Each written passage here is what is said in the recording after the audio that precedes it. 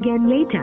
आपने जिस व्यक्ति को कॉल किया है वह अभी दूसरी कॉल पे व्यस्त है। कृपया प्रतीक्षा करें या कुछ समय बाद कॉल करें।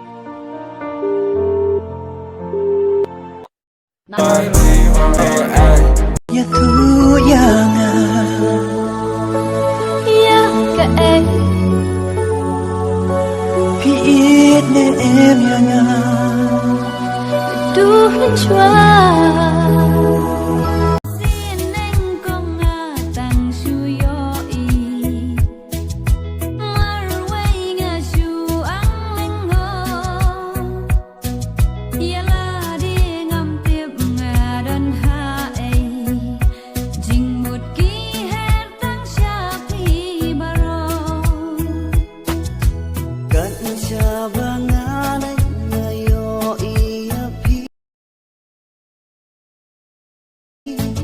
Adore